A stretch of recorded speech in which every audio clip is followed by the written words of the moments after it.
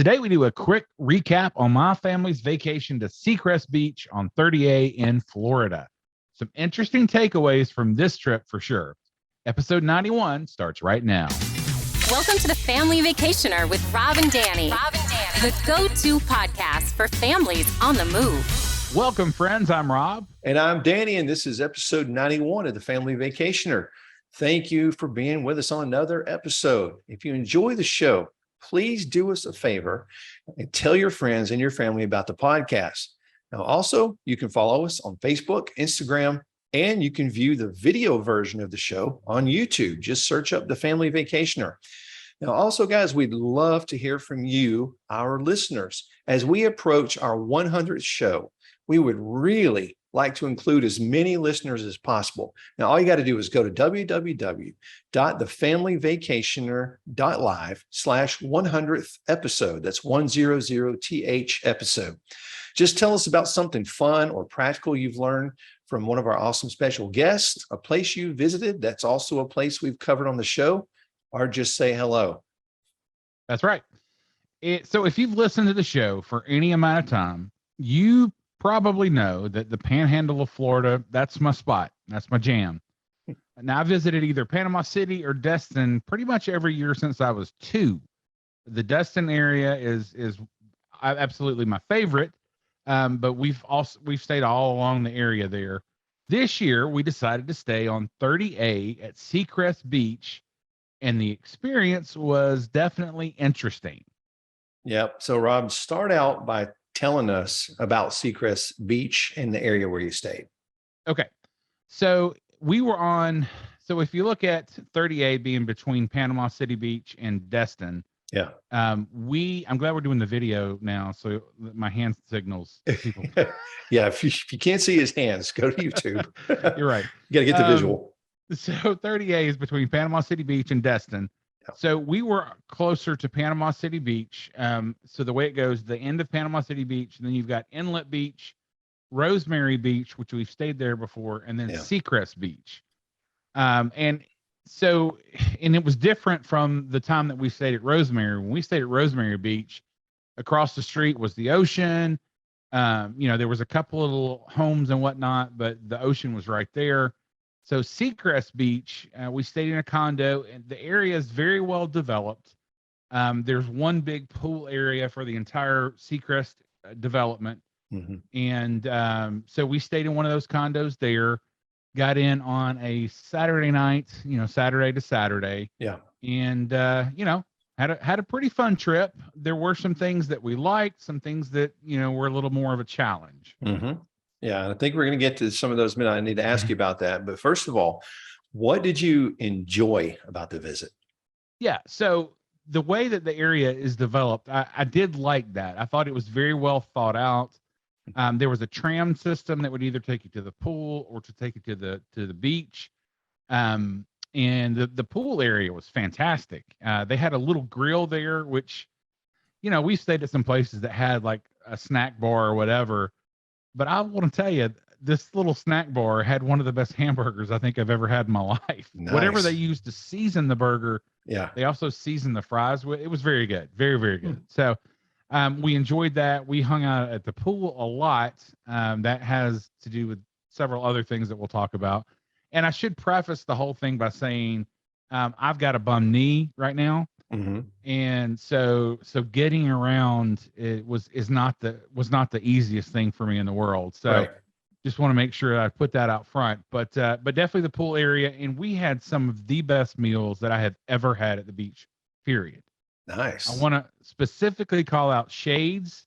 Mm-hmm. And so we had eaten at Shades when we stayed at Rosemary Beach, but this has been maybe 10 years ago. And so nobody really remembered anything about eating there. Yeah. And it looks and is, for all intents and purposes, a sports bar looking place. Okay. So when we walked in, I'm like, oh, I kind of remember this place, but I wasn't sure about the food. Mm-hmm. Danny, let me tell you, we love talking about food here. Yes, we do. I had a pan-seared redfish over a goat cheese grit cake with Béarnaise sauce. Oh, wow. It was my favorite meal in 50 years of going to the beach Wow. that I have ever had. that I have Okay. ever had. In fact, we liked it so much we ate there twice, and I had the same meal each time. So Okay, that says a lot. that's yeah. I mean, you only have so many, places, restaurant spots to Yeah, fill when you're at the beach, and we that's filled right. 2 of them with the same spot. So I liked it so much. I came home, and TripAdvisor is great, but most people feel compelled to write more when they have a bad experience than a good experience. Exactly right. If I have a great experience, I try to make that effort to go on and just we had, not only was the food great, the servers we had were fantastic. So, Nice. I know in this age of everyone having so much trouble staffing their businesses, I know Mhm. it's got to be tough, but man, we had 2 great servers. So, Awesome. and not only did I write the TripAdvisor review, if you go to our family blog on the familyvacationer.live, the blog area, wrote a blog, included them on the blog, and I emailed the owners just to let them know, what a great experience. So Yes, be that person to take time to say good things to people. yeah, Be that person. absolutely. Especially right now when, Mhm. everything is just a little more challenging. Yeah. I know it's got to be challenging for restaurant owners because I know Yeah, their they're prices struggling. are going up, and Yeah. they've got to at some point pass that along to the customer, and I know that doesn't always go well. But I will say, for what we had, and especially being at the beach, the price was very reasonable. It was not. In fact, we spent the most money on a meal at our least favorite spot on this trip that I will not name. I don't want Oh to be that man. person. That's a No, bummer, man. yeah, if you want to know, you can email me. But Yeah, yeah, okay. I don't want to badmouth anyone. But all that to say, where we ate was very reasonable price wise. So that was fantastic. We ate at a place called Salty Sue's that Mhm. actually does barbecue at the beach. And a lot of Right. people so we went with my family, my brother and sister-in-law and their kids, and my in-laws. And so a lot of them got barbecue at Salty Sue's. If I'm at the beach, I'm eating seafood. That's just how it is. Yes, So sir. That's right. I had a grouper there that was fantastic. And we had another case. Our server at that restaurant was the best server I've ever had anywhere. In fact, Wow. some of the people that were with us, they're like, we want to take you with us wherever we go. She was just very friendly, but also very knowledgeable about the menu. We have some folks that will ask a lot of questions about different things, and she was very patient and answered everything. Just a really good experience. So Mhm. I will say, other than that one place, everywhere we ate was just great. Another Great. place that we ate in the Seacrest area was Pizza by the Sea. So I said that I had seafood every time. I didn't. We had pizza one night, and it was great. It was fantastic. They've got several areas along 30A, I believe. Mhm. We had donuts several times at the donut hole. I The was about to donut say, I hole. know you went to the donut hole. And what's great about it is they have a donut hole right there at Inlet Beach. So it was, I don't know, 3 miles away. So I may or may not have gone 2-3 times. We know nothing. We're not going to ask questions. It's vacation. It was fantastic. I mean, they have not only, oh my gosh, Vanilla Angel donuts they're heaven. They're just awesome. Well, now they have a strawberry Vanilla Angel. Oh my So gosh. if the vanilla wasn't good enough, they include my favorite flavor and make it even better. It was Mhm. fantastic. So that Nice. was good. Made a visit to the Destin Ice Seafood Market, which is right close to the donut hole right there at Inlet Beach, Mhm. to get some bull shrimp. That was pretty much my lunch all week. So Yeah. that part of it was fantastic. On our last day, we drove to the other end of Panama City to rent a pontoon, Mhm. where we went to Shell Island, and that's always the highlight for a lot of folks in our family. They enjoy doing that. We got a pontoon with water slides off the back. So Nice. yeah, and the kids got to find all kinds of creatures, which they love to do. So that was lagoon pontoon rental. Very, very, very, very good experience there. Very good customer service. So Yeah. that was, that was the upside of the trip. And then, Yeah. obviously just being with my family, it's always a good experience. So we Yeah. we had a good time. Awesome. Now, You and I have talked a little bit. I know you did have some challenges on this trip, right? You had a couple that you haven't experienced before, if I'm not mistaken. Yeah. So let me delicately approach this and preface this by saying, depending on who you're with and what age your children are, what stage of life you're in, some of the things that bothered me, Yeah. you might not be bothered by, or you may be in a completely different place. So I did say I liked the development, the way that it was designed, and all the thoughtfulness that went into all the design. The problem for me was just, so we had some small children, even an infant. And so, when you have infants, you got to pack a lot of toys and, blankets and snacks and all this stuff. And so, and the beach is, a decent amount. It's far enough away that you're not going to come back to the room during the day. So you've got to bring your lunch and everything out with you. Right. So they have these extended golf cart trams, right? The problem is we had 13 people, and so we had to pack a lot of junk. And you try to get on the tram. Trying to get on the tram. And the staff there was awesome. Every tram driver that we had was just fantastic and very patient with our crew, because you need that when dealing with our bunch. So but trying to get all that stuff in the little bitty, it had an area in the back where you could put stuff, and by golly, we looked like the Clampets just we had stuff strapped down, and so that was a bit of a deal. And then you got to the beach area, which is across the street, and I'll get to that in a minute. But it's across the street. They let you off, and then you've got to go down 3 or 4 pretty steep flights of steps. There was no wheelchair accessible kind of thing there. It was a very drastic drop off. My father-in-law, he brought a cart, and so on the way down there, I had to help him down those steps to get on the sand. And again, with my knee being kind of unstable at the moment, it wasn't the most pleasant experience. Yeah. And then not a good place to access for you. Not at all. And then, the thing I love about the area is also challenging to me as I have knee issues. I love the sand, the sugar sand, the, fluffy sand that they have, but it's a little difficult to navigate. So, especially if you've got a bad knee. So that was tough. And then, so we turned around and we're trying to figure out where we're going to be. Yeah. And so on either side of the area that was set aside for the Seacrest Beach properties, there are private homes, multi-million-dollar homes, super expensive homes with private beaches. Oh, great. So you can't, with no one on them.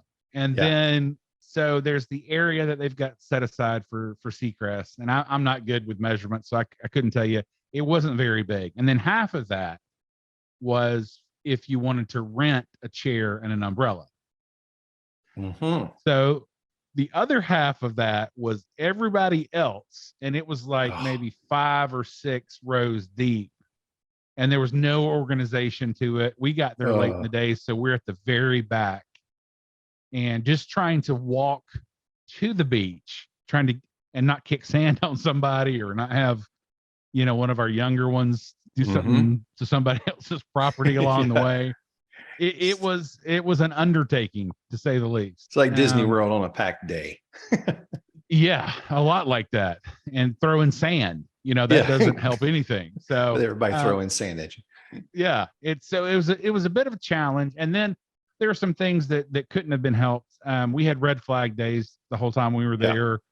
The water was kind of murky from seaweed that's been chopped up. And, I heard people complain about those things, but that's Mother Nature. Mother Nature trumps your vacation. Sorry. That's just how it is. Like, it doesn't care when you booked it. It does not care. And I get that some people like for me, my favorite thing about going to the beach is just getting out in the water and floating. I just like to float all day. Like, that's my thing. Couldn't do that because the undertow was pretty substantial. Yeah. And, I do heed the warnings of the flags, unlike some people that just, by golly, I'm getting out there. Well, okay, we'll see you on the news. So, Yeah. I did go out and stayed out as long as I could, but it wasn't my typical experience. So that was, I think, the second day that we were there. And so the only other day we went to the beach, other than the pontoon rental, we actually found a public access beach at Inlet Beach, and that was great because the parking was right there close by the ramp. The ramp didn't include steps, so we spent the day there, and it wasn't anywhere near as crowded. So, but there again, we had to pack everything in the cars, and I'm still getting sand out of the car. Of course, we are a week too. after we've been back. Yeah. So that's just how it is. But it wasn't the most convenient experience. Now, the other part that to me was a challenge, and I understand. I'm a big fan of capitalism. I get it. These people spend millions on these homes, and they want private beaches and all that stuff. I get all that. The thing that bothered me though about 30A, where we were, is that you couldn't even see the water when you're driving on 30A. One of the most fun things about, when you come into Destin, and you're going to your condos, you're on Scenic 98, and you can see the water there. I mean, there are condos and stuff on the beach, but there's spaces where you can see the water, and that you're at the beach, and you're on vacation. There were times you didn't get that, at 38, because you couldn't even see the water. And we drove down to Alice Beach. I can't remember how far we went. But yeah, you couldn't even see the water. So that wasn't my favorite experience, to say the least. And then, there are other things about how crowded it's getting in that area. We wanted to go to one of the more famous restaurants down there, and the wait was 2 hours and 45 minutes. Oh my gosh. The secret. So I don't know that it was ever a secret, but holy moly, 2 hours and 45 minutes. So that's why it is. With our favorite beach, the word is getting out. It's growing. Well, so when I was about 16, I think we switched from going to Panama City to going to Destin. And at that time, Destin was like a secret, Yeah. I mean, it wasn't a secret, but not that many people went into Destin. Everyone went into Panama City Beach. And so it wasn't as crowded as it is now. So, that was another thing that was a bit of a challenge. And we wound up that night actually going into Destin and having a great dinner at Acme Oyster House, which is a favorite of mine. It's a restaurant that I first visited in New Orleans. So everybody had a good experience there, but it's called Acme Oyster House. Yes, sir. Fantastic. I'm almost wondering if you heard about this on the Roadrunner show. Didn't he always open Acme stuff? Yes, he did. Okay. Sorry. I don't know that he ever had Acme oysters, but no, he didn't have oysters, but everything else he opened with. Okay. This is my brain, guys. I'm sorry. Cartoons and childhood. That's me. That's me too. But anyway, so that was some of the challenges there. It is getting to the point now though, where it's so crowded where, basically we either had dinner before 5 o'clock or we didn't eat until 8 o'clock. Oh, wow. And with kids, again, it really depends on what stage of life that you're in. If your kids are teenagers or older, and y'all, can go and you hang out and, waiting, that's not as big of a deal as it is when you have a 6-year-old or an infant or that kind of thing. So, I mean, that's not necessarily the area's fault. I'm not blaming anybody. It's just, it's so popular that, those kind of things happen. So we are to the point where, believe it or not, I think my mother-in-law almost passed out when I told her this, but I think I'm ready to look at some different, beaches, some other options on where to go in the summer just to try something different. So, wow, that's a big statement for you, man. It totally is a big statement. Right. So that's one of the takeaways from the trip. Another one. So, and I won't mention the condo either, because I'm not about slinging mud here, but of course, right. Do your research on your condo. Just because it looks nice in the pictures and it's in a nice area, in a nice development, it doesn't mean it's going to be a great condo. The place where we stayed, it was nice, but it definitely, it felt old. Oh, really? I can't really explain it too much. For one thing, when we got there, it wasn't exactly clean. So we actually had to get the folks to come back over and well, they said reclean it. I mean, to me, it just clean it for the first time. Yeah, really. The AC went out on us one night, and so we had a 3-floor deal. The top floor was bunks for the kids. Well, that wasn't air conditioned. What they did is they relied on the AC from the second level to go up. Well, when the AC went out, that third floor was the kids just couldn't sleep up there. It was awful. Sure. So and then when we had somebody come out, it was the next day, so we had to sleep in that. And he took out the filter, and if that filter had ever been cleaned, I would be shocked. I would need to see some physical evidence of it being changed, because it was black. The entire thing was black. Awful. So yeah, that, and I think this is true for everyone at all times. I think you need to figure out what things are important to your family when you travel. There are going to be things that you're willing to compromise on, and there are things that you absolutely have to have. And I don't know until this trip that I realized how much it meant to me to stay where I could see the water. Oh yeah. You know, where you get up, if you're a coffee drinker, where you have your coffee, where you're looking at the water. I mean, to me, that's so relaxing, and that's part of the plus of the vacation. Absolutely.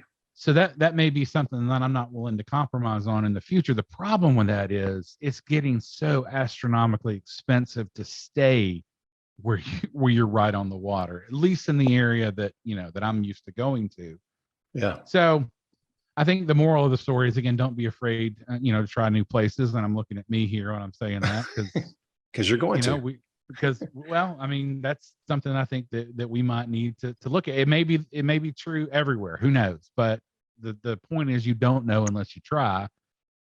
So if any of our listeners out there have a great beach in Florida, especially on the Panhandle in that area where you go and you have a fantastic time, where the prices haven't yet gotten so much where you can stay right on the water and there are good restaurants. One thing that we didn't do, this is just silly, but we've always gone either mini golfing or go-karting, or normally both. Yeah. You guys didn't do either one. No. Oh man. I don't even know why. I can't even tell you. We did go to the movies one rainy day, and we saw the Minions new movie. So I guess there's that. But no, we didn't do it. I don't know why. Oh well. Next time. Yes. Make up for it next time. We'll do both every night. Just awesome. Kidding. So hopefully my kids won't listen to this. Yeah. So do your research is what I'm getting. Do your research. Yeah.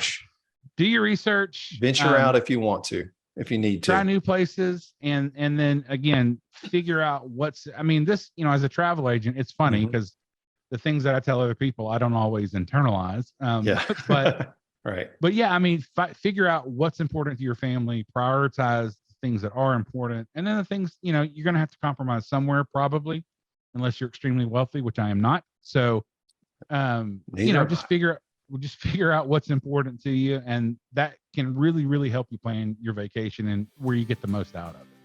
Absolutely. Well, thanks for the recap, man. I hope you had a good trip overall, despite the hangups. Well, you know what they say, a bad day at the beach is better than anywhere else, and that is absolutely true.